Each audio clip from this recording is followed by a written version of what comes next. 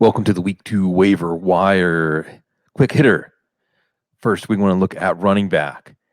Elijah Mitchell is deserving of 25 to 50% of your yearly annual waiver wire budget, if not more. We're buying the situation here, folks, and maybe Trey Sermon, if he's dropped too hastily, is also worth maybe not 25 to 50% because you don't need to spend that much if people are dropping him in some leagues. We're buying the situation here, folks. You can see, even though it was Detroit, that there's going to be a lot of room to run for this team. It doesn't really matter. It's a Shanahan offense. It's plug and play.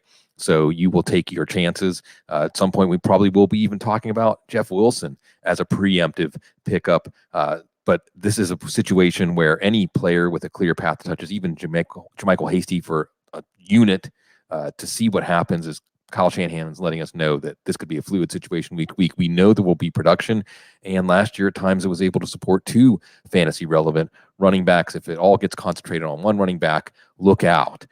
At wide receiver, in the wake of the Jerry Jeudy injury, if you want to pick up a Denver Broncos receiver, I would say it is Tim Patrick, who was playing almost starter snaps yesterday, scored a touchdown. KJ Hamler is also worth a pickup, not on the priority level of Patrick, because Hamler, well, he dropped a long touchdown. He can still get open deep.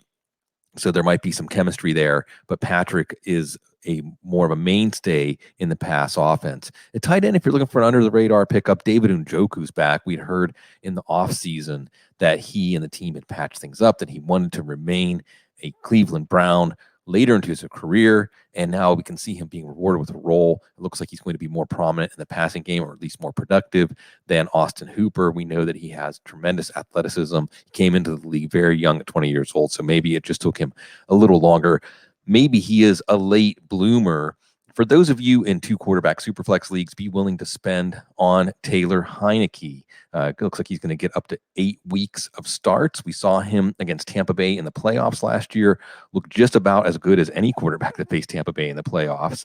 And like Ryan Fitzpatrick, if you're worried about your Washington skill players, Heinicke's going to be aggressive. Heinicke's going to give his players chances to make plays like he did on that spectacular Terry McLaurin deep reception yesterday. The offense also came alive. So when we look at the Washington offense, we're not really seeing it take as much a hit as other offenses might whenever the backup quarterback comes in. So that's your two quarterback super flex hit.